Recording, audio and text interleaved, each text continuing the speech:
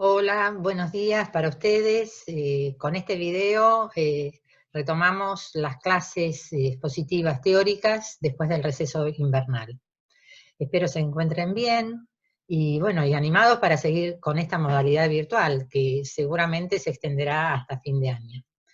Con esta clase iniciamos el desarrollo de los contenidos de la unidad temática 3 del programa de planificación territorial 2, cuyo nombre es la práctica de la planificación.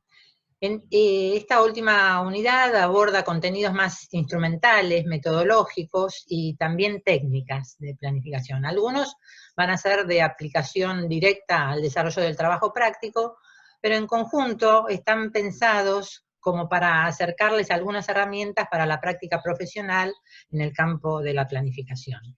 Desarrollaré, bueno, en dos partes, el primer punto de la unidad temática 3, que refiere al análisis territorial y al diagnóstico territorial. Voy a salir de acá y vamos a pasar a la siguiente. Bueno, en esta clase vamos a abordar algunos aspectos referidos a los instrumentos de planificación que tienen por propósito construir conocimiento del territorio donde se va a intervenir, cómo se formula un diagnóstico territorial, qué aspectos se consideran en la fase de análisis, cómo participan los actores en los procesos de construcción del diagnóstico, cómo surgen los lineamientos a partir del diagnóstico. Bueno, todas estas son algunas preguntas que intentaré dar respuesta. Y para esto, bueno, también voy a presentar algunos métodos y técnicas y también algunos ejemplos de análisis y diagnósticos territoriales realizados en el marco de trabajos de planificación. Bueno, recuperamos el esquema de Kulok con los momentos del diagnóstico que trabajamos en plan 1. Acá vamos a poner foco en distintas técnicas y métodos para trabajar cada momento. Aspectos a tener en cuenta en el análisis, en el momento 1, distintas formas de construir la síntesis del modelo territorial, en el momento 2, distintos medios para identificar y valorar los problemas y las potencialidades, en el momento 3, y para el momento de la proyección, veremos cómo identificar tendencias y pensar modelos alternativos. Frente a una encomienda de trabajo profesional, lo primero que tenemos que hacer es pensar una propuesta de trabajo, donde quede explicitado el objetivo del trabajo, el área objeto de estudio y la de contexto que vamos a considerar. También, bueno, el periodo de tiempo que analizaremos las transformaciones territoriales.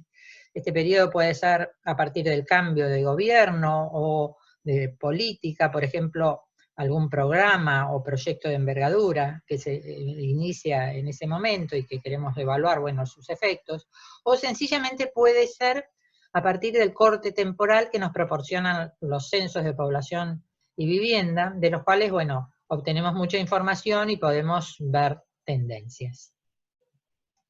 En el análisis territorial, del mismo modo que para el análisis urbano, pondremos foco en los procesos de configuración y organización territorial, como están ahí graficados y sintetizados. Pero en este caso, en el análisis territorial, a diferencia del urbano, bueno, si bien las variables son similares o tienen, las unidades de trabajo son totalmente distintas, son más como sintetizadas, ¿no? En el análisis territorial, bueno, la mirada se amplía y se complejiza en el nivel 2, considerando territorios también no urbanos y rurales, ¿no? Y también considerando problemáticas a escala regional. Fíjense particularmente en la diapo cuáles son las distintas componentes del análisis, ¿no? Como les decía, las redes, priorizando la red de vial jerarquizada y los sistemas de vínculos y servicios regionales, las centralidades, identificando centros y subcentros urbanos y nuevas centralidades de equipamientos y usos intensivos. Ya no son ya la trama, el tejido, sino que son puntos esas centralidades. También vemos vamos a ver la delimitación de las áreas conformadas por los tejidos urbanos extendidos, ¿no? Que aparecerán como manchas. Y también los grandes espacios abiertos, parques, reservas, áreas naturales, áreas productivas o áreas vacantes. Acá simplemente acercarles algunos indicadores territoriales extraídos del Plan Estratégico Territorial Nacional, e importantes para tener en cuenta en el análisis territorial. Están ordenados por dimensiones, fíjense en la primera columna, y temas, la segunda columna, a considerar desde un abordaje integral, ¿no? Nos puede servir como una guía, como para ver si estamos teniendo en cuenta todos los temas, ¿no? Por ejemplo, desde la dimensión sociodemográfica podemos obtener conocimiento de la población en relación a sus condiciones habitacionales, la salud, el empleo, o sobre los asentamientos humanos y las condiciones de la urbanización, en la segunda fila, o sobre la movilidad, la economía, ¿no? Y las distintas temáticas e indicadores sobre las que nos interesa trabajar o que hay que profundizar según sea el caso. Dos cuestiones quiero destacar respecto al cuadro. Por un lado, nos da una idea de la diversidad de aspectos a tener en cuenta, para los cuales también se pueden contar con indicadores de referencia para comparar con otros estudios o con otras realidades territoriales, ¿no? Otros municipios u otras regiones. Por otro lado, también es necesario reiterar que para trabajar sobre estas distintas dimensiones, solo es posible hacerlo a partir de un equipo interdisciplinario. Nosotros, como arquitectos, podemos tener una aproximación sobre estos temas, como para analizar una indagación e interactuar con otros especialistas, pero el desarrollo específico necesariamente tiene que ser aportado desde la disciplina que corresponde. Estos cuadros se mencionan, nos van relacionando, bueno, cuáles son las dimensiones y los indicadores que pueden ser expresados territorialmente a través de la cartografía. O sea, todos aquellos datos o información o conocimiento que es factible de espacializarse. Mucha de esta información se encuentra en estadísticas oficiales accesibles a la web de los organismos de gobierno. Otras hay que solicitarlas especialmente, ¿no? En este sentido, se menciona acá la cartografía vinculada a las dimensiones social y económica. Acá aparece la dimensión ambiental, que además de mapear ríos y condiciones de relieve, fíjense que también es necesario identificar procesos, por ejemplo, de erosión, o procesos de deforestación, que nos acercan a los verdaderos problemas en curso. Es importante también la construcción de cartografía con indicadores territoriales vinculados a un sistema de información geográfica, para poder realizar distintas capas, ¿no? Bueno, esta es una herramienta fundamental, no solo para el manejo de información, sino fundamentalmente para la gestión, para hacer un monitoreo de todas estas cuestiones, ¿no? Nos sirve también para entrecruzar datos y ver algunas relaciones que se dan, por ejemplo, entre la distribución de la población y las condiciones de desigualdad en el acceso a equipamientos, o entre el crecimiento urbano y la pérdida de suelo productivo, y consecuentemente, bueno, la disminución de empleos e ingresos de un sector de la población. O sea que nos permite esta herramienta y el manejo de distintas capas georreferenciadas, bueno, poder empezar a hacer o trabajar sobre esas relaciones. Aquí en esta última diapo, bueno, aparece la dimensión de los sistemas de información geográfica, las imágenes satelitales, de Google Earth, y los sitios oficiales con información asociados a ellos, bueno, son las herramientas, como les decía, digitales, indispensables para abordar el análisis territorial en las distintas escalas, tanto en la escala micro, que podría ser la urbana, la de la ciudad, la media o la mezzo, que puede ser la ciudad en su conjunto, con las áreas periurbanas, o la macroescala, que puede ser ya la región, ¿no? Eso lo vamos a ver en el ejemplo final. Pasamos a un segundo tema de la clase. Acá voy a presentar a distintos métodos y técnicas de análisis territorial y de diagnóstico. Voy a mencionar algunas que son alternativas, cuya selección depende por ahí de la concepción disciplinar, del problema a abordar, cómo se aborda desde el urbanismo, o cómo lo abordan los sociólogos, o desde la economía. Podrá variar también de acuerdo al modelo de planificación. Bueno, algunas técnicas se usan más en la planificación estratégica, o también depende del manejo de la técnica o la selección de la técnica, bueno, de los recursos y de los tiempos disponibles como para desarrollar el proceso de planificación. Lo vamos a ir viendo inclusive en los ejemplos que compartiré al final. Como dije inicialmente, cada momento del análisis y del diagnóstico tiene una técnica en particular.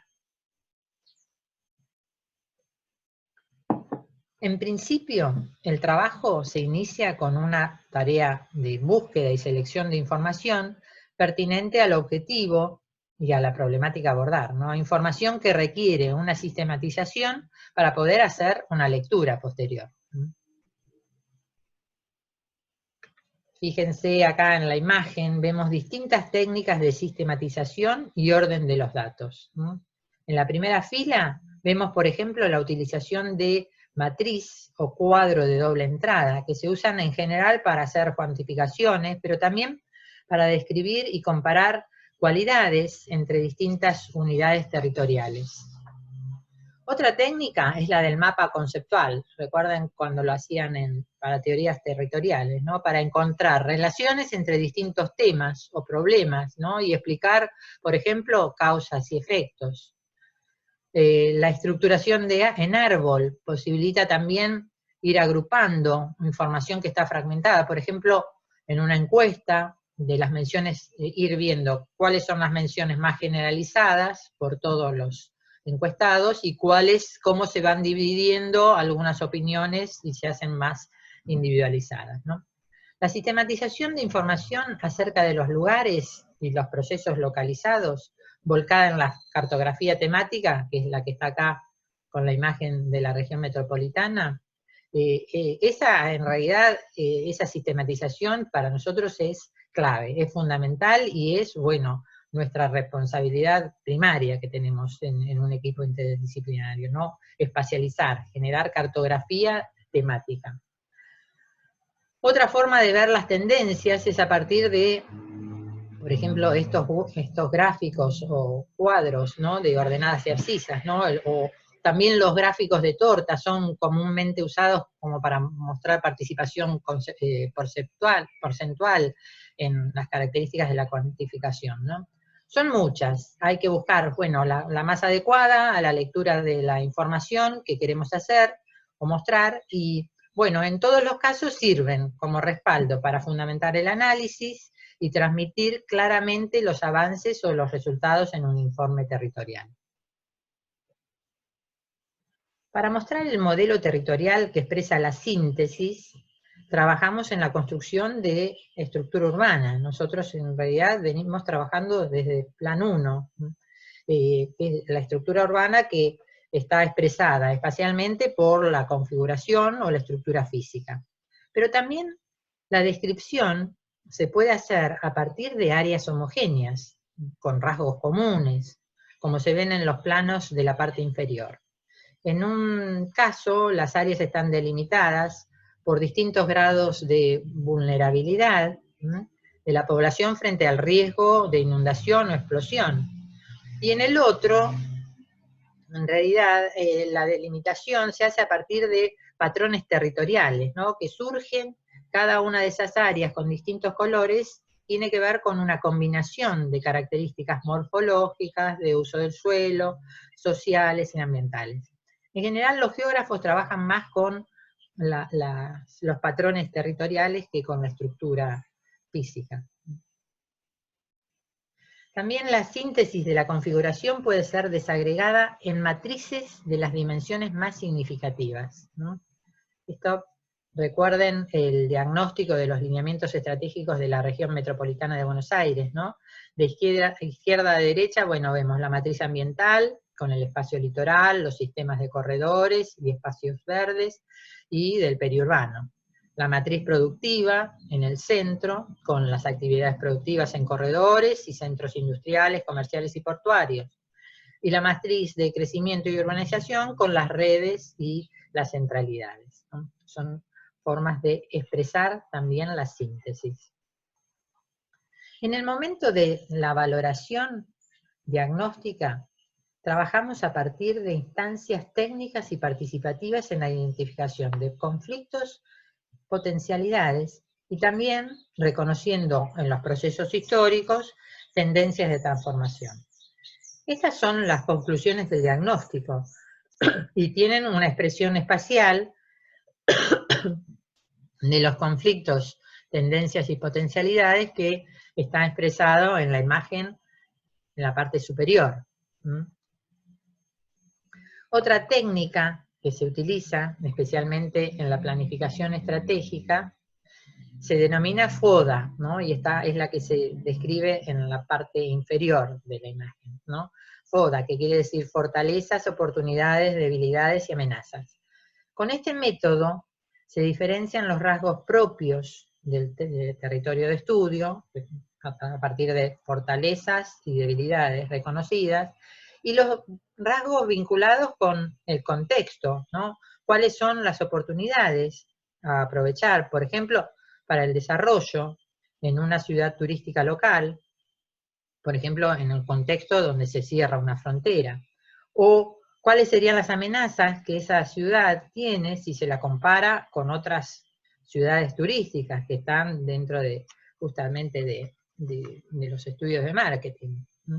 Entonces, estos son dos modos de generar una valoración, ¿no? Y trabajar, fundamentalmente la FODA también está esquematizada en esas 4 cuestiones como una metodología que sirve también para trabajar en los talleres participativos, ¿no? Se focaliza sobre ideas y menciones que hacen los participantes de los procesos participativos, ¿no? Es más fácil de estructurarlas.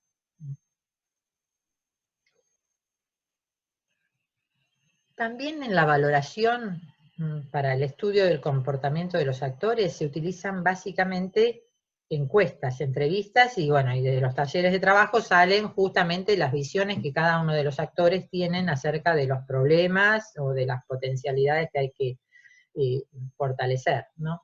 Pero un método reconocido específicamente para analizar las relaciones de fuerza entre actores es el denominado método MACTOR, cuya sigla significa Matriz de Alianzas y Conflictos, Tácticas, Objetivos y Recomendaciones. Yo pensaba que era matriz de actores, pero no, tiene que ver con todas esas cuestiones, ¿no? En general, bueno, se utiliza para ver qué posible relación puede tener un cambio en las políticas públicas, quiénes estarían a favor, qué consensos se podrían lograr, qué alianzas se podrían generar, ¿no? Entonces sirve justamente para identificar ese conflicto de intereses y ponerlo a la luz y, bueno, ver en qué medida, a partir de las problemáticas que hay que tratar, bueno, cuáles son las posibles soluciones que la mayor cantidad o los beneficiarios, bueno, que el gobierno pretende justamente priorizar, bueno, van a ser justamente canalizadas, bueno, sus ideas a través de las políticas, ¿no? Estos últimos métodos nos acercan a los momentos del diagnóstico donde se piensa simultáneamente en los lineamientos, como es el caso también de la técnica del árbol de problemas, ¿no? Ustedes saben que el diagnóstico no es solamente ver, bueno, las problemáticas, sino que tienen que esbozar justamente las primeras ideas, ¿no? Los primeros lineamientos que nos encaminan hacia el tema hacia la etapa de la propuesta, ¿no? Entonces, una vez identificado el problema, ya sea por el análisis técnico o por lo expresado por los actores o la comunidad, se empieza entonces a establecer una serie de vínculos, las ramas del árbol, para este caso, con las causales del problema y los efectos generados por el problema, ¿no? De este estudio se pueden identificar sobre qué aspectos intervenir, sobre cuáles de las causas y sobre qué efectos colaterales, ¿no? Y así se empiezan a definir los lineamientos. Fíjense un poco, bueno, cada problema empieza a estar vinculado con algún objetivo, y se empiezan a idear las estrategias de acción.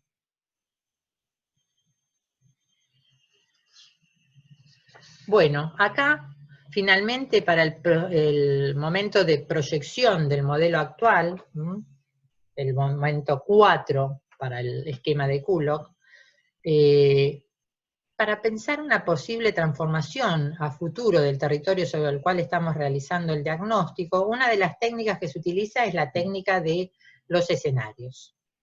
Se parte de identificar el modelo actual, acá donde está el presente, los rasgos fundamentales del territorio hoy, su escenario tendencial,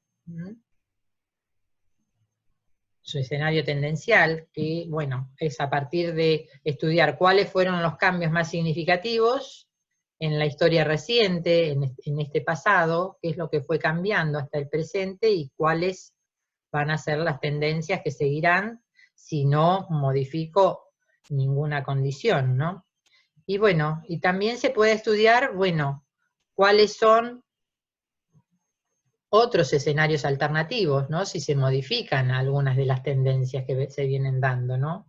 Ya sea a través de la planificación o a través de algunas intervenciones, ¿no? Entonces podemos decir, bueno, podemos pensar en distintos modelos posibles, en función, por ejemplo, en un escenario 1 donde se puede estar en un contexto político, económico, inmerso en un desarrollo económico, o si es recesivo, bueno, pensar, bueno, en el escenario 3, cómo sería una situación de contexto y qué posibilidades nos daría justamente para generar esa transformación, o en un escenario donde en realidad se determinan una serie de inversiones y proyectos muy importantes para ese territorio, bueno, podemos pensar en el escenario 5, bueno, cuáles son las modificaciones o cuál es el nuevo contexto que ese escenario de inversión nos podría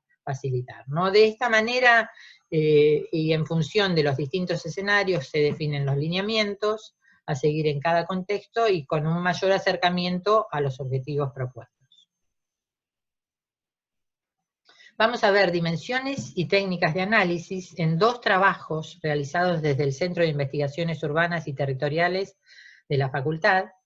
Uno corresponde a la construcción de una herramienta para la gestión del hábitat, ¿no? Y se denomina el proyecto Tierra SIG, y otro, una parte del diagnóstico territorial del partido de Punta Indio, realizado para la formulación de un plan de ordenamiento territorial y la elaboración de un código de planeamiento.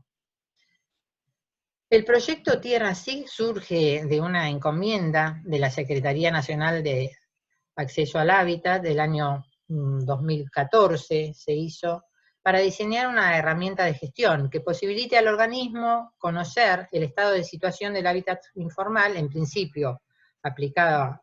La herramienta fue aplicada al Gran La Plata, y bueno, con la idea de extenderla a todas las ciudades intermedias del país, ¿no? La idea para la Secretaría, que es una Secretaría a nivel nacional, era contar con información básica generada por fotolectura de imágenes de Google Earth, información territorial georreferenciada de los distintos tipos de hábitat informal distribuidos en todo el país. Se trabajó con 2 tipos de unidades de hábitat informal, asentamientos y villas, ¿no? Y se estudió el patrón de cada uno para luego identificarlos en las imágenes y volcarlos a la base georreferenciada, ¿no? Acá están volcados, bueno, todos con distintas referencias. Podemos ver, bueno, cuáles eran los asentamientos informales, cuáles eran las villas, cuáles eran las combinaciones de ambas tipologías, ¿no?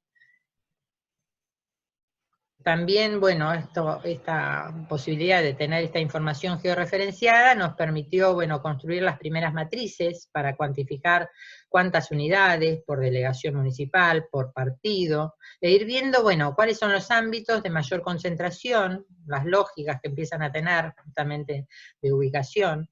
También se cuantificó la superficie que ocupaban, ¿no?, las unidades, y también las superficies de los terrenos que quedaban afectadas por estas intervenciones. Se cruzaron datos de la ubicación de cada unidad de hábitat informal con distintas variables que definimos como importantes para categorizar la condición de cada una de esas unidades. Por ejemplo, la cercanía a escuelas, bueno, aparece en este último mapa, o sea, a qué distancia respecto a un establecimiento educativo estaban, o la cercanía a centros de salud, a transporte público, la cobertura también, la relación en relación a las áreas cubiertas por servicios de infraestructura, ¿no?, de agua, cloacas. También, bueno, nos interesó relacionar justamente la localización de todas las unidades con las situaciones o las condiciones ambientales, ¿no?, fundamentalmente de riesgo ambiental, por ejemplo, si estaban sobre el borde de arroyos y cavas, o la afectación a políticas sectoriales, por ejemplo, cuando ocupan, en este caso, cuando están ocupando, por ejemplo, trazas del ferrocarril o redes viales o sectores destinados a equipamientos en conjuntos de vivienda del Estado. O sea, todas estas relaciones con variables e indicadores territoriales nos resultó muy importante como para empezar a desarrollar una caracterización específica de cada una de las unidades, ¿no? Nos permitió, bueno, a través de la herramienta de sistemas de informaciones geográficas, nos permitió, bueno, categorizar las 106 unidades de hábitat informal, que en aquel momento habíamos identificado en el Gran La Plata, ¿no? Y definimos 4 categorías, según las problemáticas que plantea la localización. La condición más desfavorable era, bueno, que requerían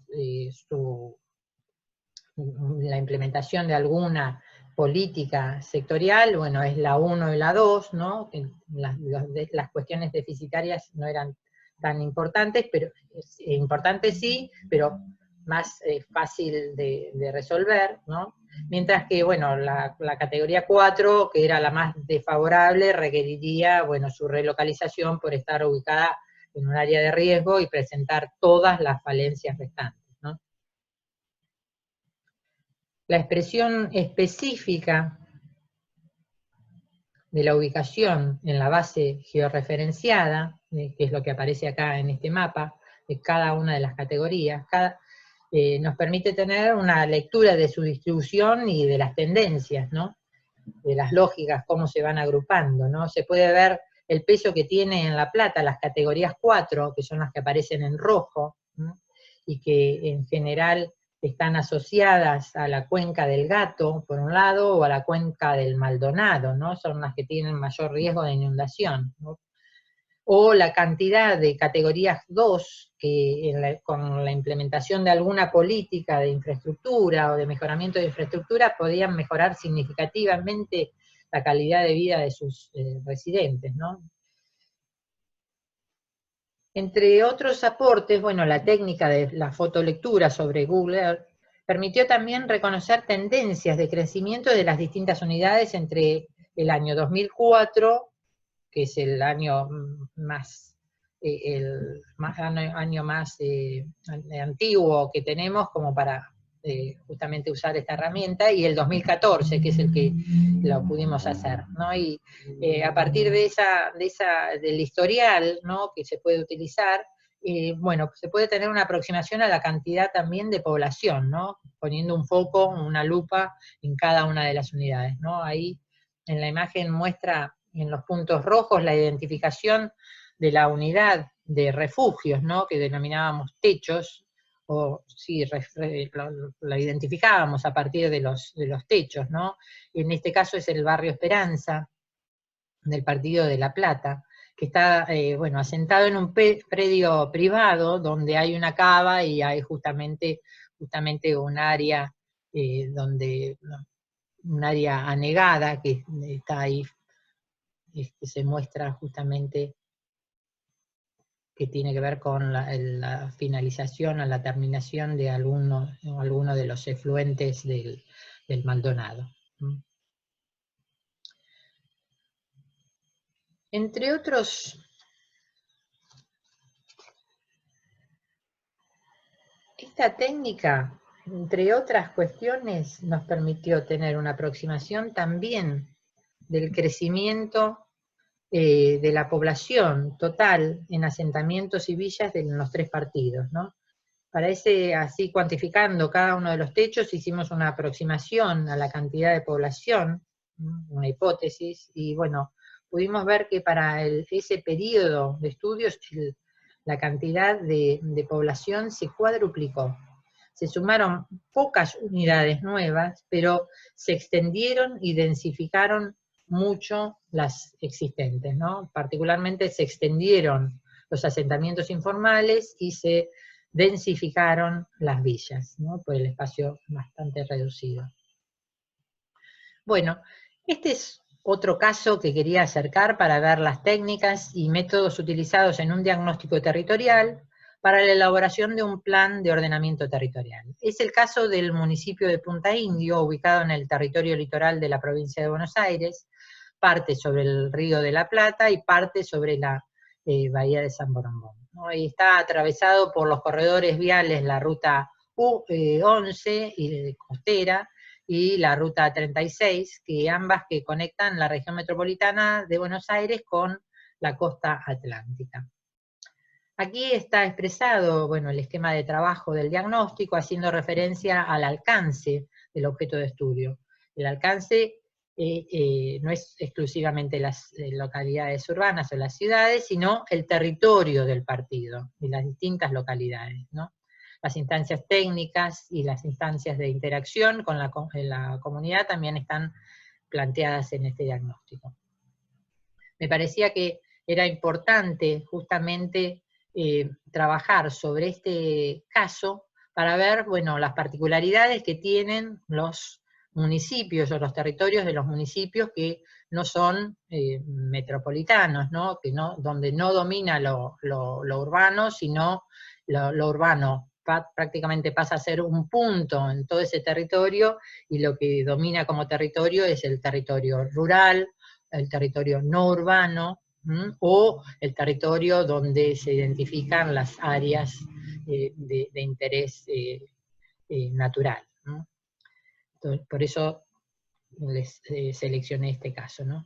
Acá, para no extenderme mucho en la presentación del caso, simplemente me pareció importante mencionar, a partir del índice que nosotros hicimos en el informe del diagnóstico, la consideración de las escalas y las dimensiones abordadas, ¿no? en cada parte, ¿no? Observen, a escala de partido, y los partidos del contexto del contexto regional, tomamos los partidos vecinos para eso, para hacer como una idea de una comparación de, bueno, cuál podría ser la hipotética región de pertenencia de este municipio, y bueno, y se hacen una caracterización general de los aspectos económicos, demográficos, ambientales y territoriales que permitan confrontarlos y ver condiciones comunes y diferencias entre ellos, ¿no? Ya al interior, en la sección 2, al interior del partido, se analizan aspectos más específicos de la configuración y la organización de ese territorio, y seguidamente, bueno, se analizan cada una de las localidades con avances en análisis y síntesis en esas tres escalas. Se desarrollan las conclusiones del diagnóstico, ¿no? Pero bueno, en este caso, bueno, la inserción del partido de Punta India en el contexto regional, ¿no? Destacando el sistema de vínculos y las conexiones que posibilitan justamente este sistema de vínculos, ¿no? Toda la red principal, fíjense, la vinculación con la región metropolitana y con todo lo que es el camino a la costa. también en relación al contexto regional y a ese análisis, a ese estudio de la conformación y las características del Punta Indio, del partido de Punta Indio en relación a los municipios o territorios vecinos, bueno, algunos cuadros comparativos o algunas cuestiones que se desarrollan como para acercarnos a aspectos de la dimensión económica, como cuadros como los que aparecen acá en la imagen, por ejemplo, para ver el peso de cada sector de actividad en la economía de los partidos, o para ver desde la dimensión sociodemográfica, comparar aspectos de la caracterización poblacional, por ejemplo, las tendencias de crecimiento, o la conformación de la pirámide poblacional, ¿no? Para ver qué estructura poblacional y demográfica fundamentalmente tiene cada uno de los partidos, y bueno, ver si hay una población envejecida, o en realidad la población tiene una dinámica poblacional importante, para ver justamente a partir de las tendencias que podemos observar, ¿no? A escala de partido, algunos planos como este nos ayudan a analizar ya, por ejemplo, la configuración territorial con las condiciones de relieve, ver cuáles son las zonas bajas y otros aspectos que hacen a la aptitud del medio natural para el desarrollo de actividades económicas, ¿no? También la identificación de áreas naturales de interés a preservar, que pueden ya estar, en el caso de este territorio son muy significativas, ¿no? Hay áreas, toda una serie de áreas protegidas, fundamentalmente en el sector litoral, ¿no? Que están acá las reservas de biosfera, el Parque Costero del Sur, o un sitio que ya está protegido por Ramsar, y se llama, bueno, Bahía del San Borombón, como formando parte de la Bahía del San Borombón. En realidad, esta información, si bien nosotros podemos identificarla en el espacio, bueno, para caracterizarla y dimensionarla y describirla, fundamentalmente tenemos que hacerlo, estas tareas están a cargo de especialistas, en este caso, bueno, ecólogos, ingenieros forestales, geólogos, antropólogos, permiten, bueno, ver, bueno, cuáles son las particularidades que tiene este territorio y que, bueno, que hay que rescatar o mantener, ¿no? En principio, reconocerla. Acá, bueno, también otra cartografía, ¿no? Otra espacialización de una condición muy particular, ¿no? Que nos remite a un proceso natural, como por ejemplo el de las inundaciones, ¿no? Y que, bueno, y que nos permite justamente a través de una serie de conjunción de variables poder espacializar y caracterizar los distintos sectores del territorio a partir de las condiciones de riesgo hídrico, ¿no? Esto es una cuestión muy importante para los territorios litorales. Fíjense, prácticamente todo el borde tiene una condición de riesgo hídrico máximo, ¿no? Que es el rojo, ¿no? Pero al interior también las ramificaciones de los cursos de agua también generan diferencias significativas en algunos sectores, ¿no? Y se ven, bueno, cuáles son las partes más altas. Fíjense, las partes más altas, que es lo que corresponde y que no tiene riesgo hídrico, justamente se da entre las dos vías de comunicación, entre la ruta 11 y entre la ruta 36. Otro dato muy importante para estos partidos, ¿no? Para estos territorios, es la subdivisión. Fíjense, acá están agrupadas las parcelas rurales por tamaños. Los colores más oscuros nos dan las de mayor dimensión, y bueno, y obviamente los más claritos, las parcelas más pequeñas. Este es una condicionante muy importante de la actividad potencial a desarrollar justamente en los territorios rurales, ¿no? Por la unidad productiva, económico-productiva que se necesita cada unidad, ¿no? Y también nos muestra, y fíjense los colores más claritos, ¿no? Y algunos más claritos, mucho más claritos, que en realidad cuando hay gran parte de la extensión del territorio muy subdividido en parcelas pequeñas, difícilmente, bueno, puede contenerse, se puede contener la expansión urbana, ¿no? Porque prácticamente está el territorio subdividido y bueno, independientemente que uno trate de normar que se sigue manteniendo como rural o no urbano, si hay una subdivisión, seguramente puede entrar desarrollarse un asentamiento humano. Bueno, como síntesis, el plano de estructura territorial, bueno, en esta escala y por las características del sistema urbano de Punta Indio, las localidades aparecen, fíjense, como puntos. Acá aparecen la Verónica, bueno, hay otras pequeñas, muy pequeñas localidades que se dan en relación a la traza del ferrocarril, pero están las localidades Verónica, Punta Indio, Pipinas, perdón, y Punta Indio, que pasan a ser unos puntos, como les decía, son las centralidades, ¿no? Y lo que es más importante, o el rasgo más importante en esta escala, tiene que ver con la estructura circulatoria, ¿no? Que se señala y también se destacan, bueno, las distintas jerarquías que tienen. Fíjense, la ruta 36, en realidad, bueno, tiene una jerarquía muy importante porque además de ser pavimentada, es como estructurante. En cambio, la ruta 11 pasa por áreas y sectores que no están tan desarrollados en términos urbanos, y bueno, y es una ruta que está en ese trayecto, está sin pavimento, ¿no? Para mantener, bueno, las características de ese sector litoral y preservar, bueno, las características naturales, ¿no?